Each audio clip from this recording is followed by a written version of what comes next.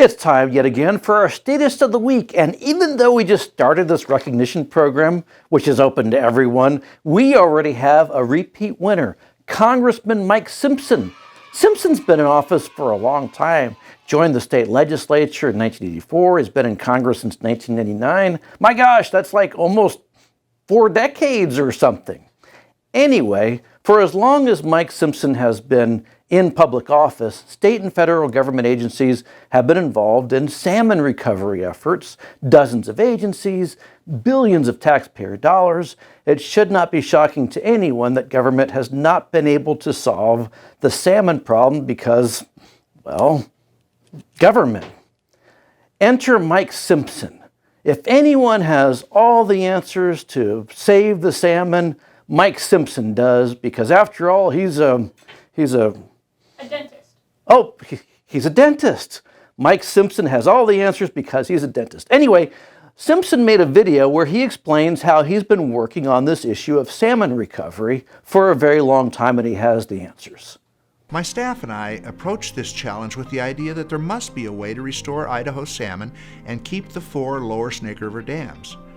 But after exhausting dozens of possible solutions, we weren't able to find one that could control poor ocean conditions, warming rivers, and the 4 lower Snake dams. In the end, we realized there is no viable path that can allow us to keep the dams in place. Well, okay. If I understood correctly, Mr. Simpson and his team of government employees who comprise his congressional office have spent years studying the salmon issue, and they believe that the only thing you can do, even though you can't account for the ocean and the rivers, the dams must go.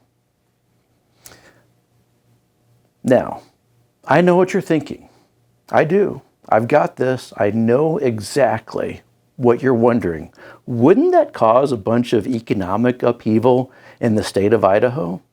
Farmers use the river to ship commodities to the Pacific Ocean. You got an entire inland port infrastructure that's been developed in Lewiston and the Clarkston area.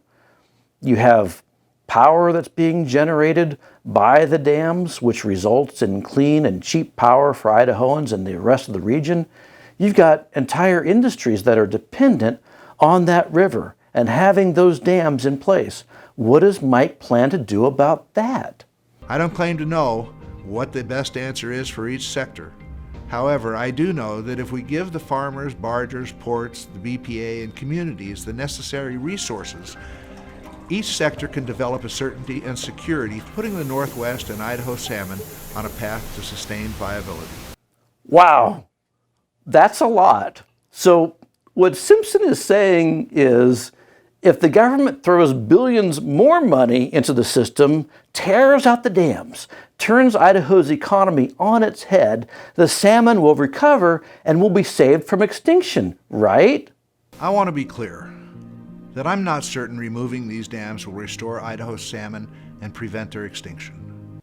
Wait, what? I want to be clear that I'm not certain removing these dams will restore Idaho's salmon and prevent their extinction. Well, if Mike Simpson is not sure, who is? Well, for one, Dr. David Welch. He and his team have been studying the issue and found that with or without dams, salmon are struggling to survive. They discovered that the survival of Chinook salmon in most regions was no better than that reported for the Snake River. To statistically test this finding using the most current data, they divided the annual survival reported for each region by the Snake River survivals. In this way, survival rates higher than the Snake River are greater than 1, and those worse than the Snake River are less than 1. The team's first major finding was that the survival of spring Chinook salmon from most regions of North America were statistically indistinguishable from Snake River populations and not better, as most scientists believed. For populations of fall Chinook salmon, the results were even more pronounced, with most regions having statistically worse, not better, survival, despite the absence of dams. Whoa, that's powerful stuff right there. Watch that clip again if you want more information. It is an inconvenient truth, shall we say. And this is why Mike Simpson is yet again our Statist of the Week. Now, If you have your own nominee for Statist of the Week, somebody you believe should receive recognition for their outstanding work in promoting statism, drop me a line at wayne@idahofreedom.org and be sure to tell me why your nominee deserves this special recognition. Thanks again for watching.